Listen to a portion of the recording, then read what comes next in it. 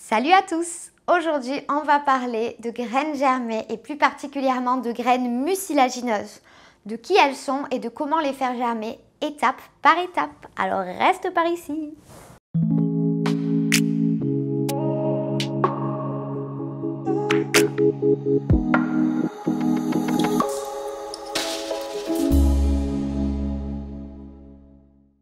Si ce n'est pas déjà fait, je vous invite à vous abonner à ma chaîne YouTube pour pouvoir me soutenir. Alors aujourd'hui, on parle de graines à mucilage et de comment les faire germer. Et dans une prochaine vidéo, dans les semaines à venir, je vous parlerai des autres types de graines que l'on peut faire germer car ce sont vraiment deux techniques, deux process qui sont complètement différents. Alors même si les graines à mucilage, elles ont un nom comme ça un peu farfelu, vous les connaissez tous. Ce sont ces graines qui, au contact de l'eau, elles vont former un petit gel, elles vont s'entourer d'un petit gel un petit peu visqueux.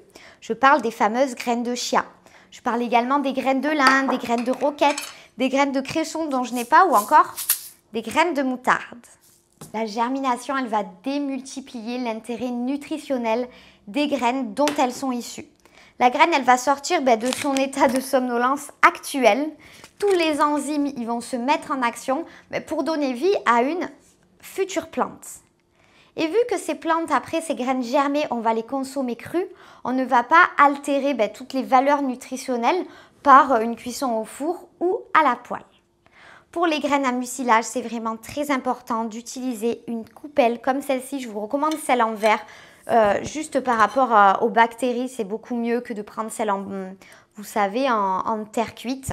Moi, celle-ci, je l'ai trouvée dans un magasin à Marseille. Si jamais vous êtes dans le coin de Marseille, c'est dans le 7e arrondissement, ça s'appelle Au Grain Pré. C'est une boutique zéro déchet avec que du vrac, du local. Bien entendu, si vous souhaitez la fabriquer seule, grand bien vous fasse.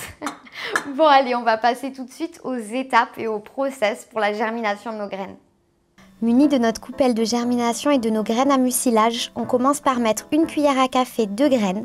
Personnellement, j'ai choisi celle de roquette, dans un verre que l'on va remplir d'eau et laisser reposer 15 minutes pour vraiment laisser gonfler nos petites graines. Pendant ce temps, on remplit la coupelle d'eau jusqu'au niveau de la grille. Je dirais même qu'il faut que l'eau touche la grille. Puis à l'issue des 15 minutes de trempage, on va vider nos graines sur la grille et bien les étaler à l'aide du dos d'une cuillère de façon uniforme pour qu'elle ne se chevauche pas. On laisse reposer notre coupelle dans le noir complet pendant une nuit. Moi, je mets directement dans mon four qui sera bien entendu bien éteint. Puis dès le lendemain, on pourra changer l'eau de notre coupelle. Action que l'on va répéter à peu près tous les 2 jours, dès que l'eau va avoir un aspect un petit peu jaunâtre. On passe à la petite étape quotidienne et indispensable qui s'effectue avec un brumisateur.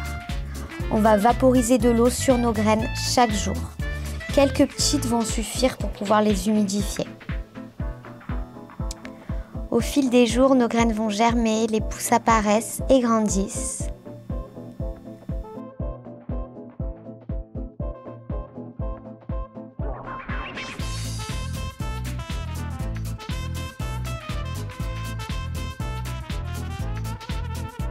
À l'issue de 6-7 jours, on peut couper les pousses à la base à l'aide d'un ciseau, puis les parsemer partout sur nos plats. Les graines germées sont de véritables bombes nutritionnelles et c'est tellement facile à réaliser. Il serait dommage de s'en priver.